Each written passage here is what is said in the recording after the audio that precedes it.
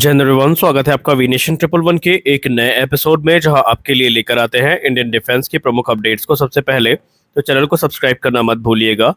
जैसा कि हमने कल की वीडियो में कहा था कि आने वाले भविष्य में भारतीय थल सेना की ताकत को बढ़ाने के लिए हमें डीआरडीओ और उनकी संगत संस्था से कुछ बड़े हथियार देखने को मिल सकते हैं, और एक बड़ा डेवलपमेंट हमें एंटी टैंक गाइडेड मिसाइल के क्षेत्र में देखने को मिल सकता है।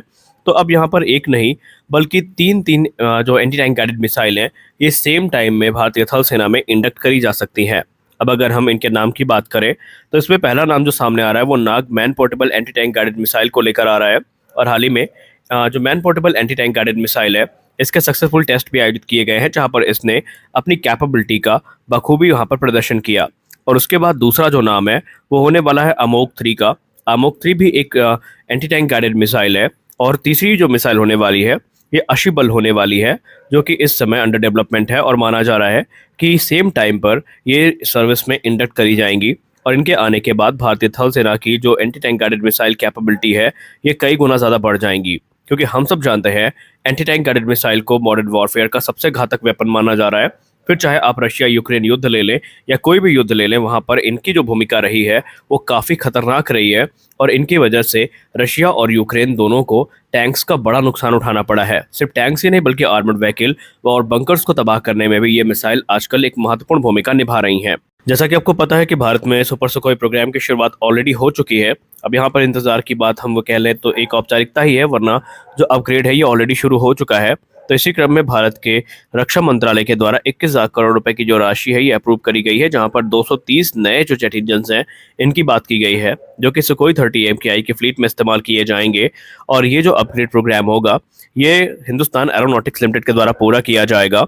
अब इस डील के अंतर्गत जो पुराने इंजन हैं इनको रिप्लेस करने की बात की गई है, और जो बाकी के इंजन हैं इनको ओवरहॉल किया जाएगा या अपग्रेड किया जाएगा। यहाँ पर एक चीज़ आपको पता होनी चाहिए कि जो नए इंजन है ये रॉ मटेरियल स्टेज से ही भारत में बनाए जाएंगे, यानी भारत में इनको असेंबल किया जाएगा, और आगे चल के जो हमारे सुपर सुखोई होंगे उनमें इनका इस्तेमाल होगा। इसके पहले एक रिपोर्ट सामने आई थी टाइम्स नाउ की, जहाँ पर ये कहा गया था कि जो 230 के आसपास इंजन है वो इस समय कोरापुट डिवीज़न जो कि ओडिशा में है वहाँ पर पड़े हुए हैं, ओवरहॉल का इंतज़ार कर रहे हैं। और उसके बाद जब ये ओवरहॉल हो जाएगा तो इन इंजन्स का इस्तेमाल Su-30 MKI में किया जाएगा। और इससे जो हमारा Su-30 MKI है इसको ना सिर्फ काफ़ी बड़ी कैपेबिलिटी का बूस्ट मिलेगा, बल्कि ये इस समय ज़रूरी भी है, क्योंकि यहाँ पर जो मैदानी और दूसरी संगत संस्थाएं हैं वो काफ़ी क्रिटिकल पार्ट्स जो है जिनको हम इम्पोर्ट करते हैं रशिया से, उनको इंडिजनाइज करने में लगी है। और उन्हें पूर्ण भरोसा है कि आने वाले समय में जो हमारी ओवर डिपेंडेंसी है इंजन्स को लेकर रशिया के ऊपर, ये कहीं ना कहीं कम होती ज़रूर नजर आएगी, और ये डिफेंस सेक्टर के लिए अत्यंत महत्वपूर्ण है। एक तरफ जहां भारत का लाइट कॉम्बैट एयरक्राफ्ट तेजस लाइट कॉम्बैट एयरक्राफ्ट कैटेगरी का सबसे एडवांस फाइटर के तौर पर देखा जाता है, तो वहीं रशिया ने भी अपने डिफेंस एग्जीबिशन में जो उनका याक 130 है इसका नया वेरिएंट याक 130M को इंट्रोड्यूस किया है, जो कि एक कॉम्बैट ट्रेनिंग एयरक्राफ्ट है, और यह सेम उसी कैटेगरी में आता है जिसमें हमारा लाइट कॉम्बैट एयरक्राफ्ट तेजस गिना जाता है। अब अगर हम इम्प्रूवमेंट्स की बात करें तो याक 130M में हमें बेसिकली नया एडवांस मल्टी मोड रेडार देखने को मिलेगा, जो कि मिशंस को काफ़ी ज़्यादा इफेक्टिवली एग्जीक्यूट करने में मदद करेगा।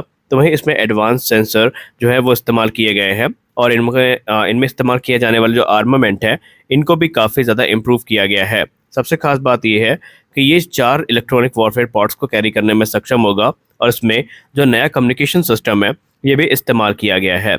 ये अपने साथ गाइडेड रॉकेट्स के अलावा जो एंटी टैंक गाइडेड मिसाइल्स हैं, बॉम्ब्स हैं, उनको कैरी करने में सक्षम होगा, और इसका इस्तेमाल जो एक ट्रेनर एयरक्राफ्ट है उसके तौर पर तो किया जा ही सकेगा, साथ ही साथ ये लाइट कॉम्बैट एयरक्राफ्ट की भूमिका को भी बखूबी निभाएगा। और इस समय कई जो इसके ऑपरेटर्स हैं वो इसकी परफॉर्मेंस से काफ़ी खुश भी हैं।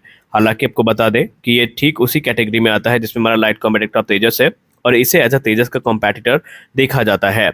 अब यहाँ पर ये रशियन एयरक्राफ्ट है, तो जाहिर सी बात है कि यहाँ पर रशियन टेक्नोलॉजी की जो झलक है वो तो हमें देखने को मिलेगी, लेकिन अभी यहाँ पर और भी ज़्यादा इंप्रूवमेंट्स इसमें की जा रही हैं, और माना जा रहा है कि अभी इसके अलग अलग वेरिएंट्स हमें देखने को मिलेंगे, जो कि अलग अलग रिक्वायरमेंट की पूर्ति के लिए इस्तेमाल किए जाएंगे। हमारी अगली बड़ी अपडेट एमका को लेकर आ रही है।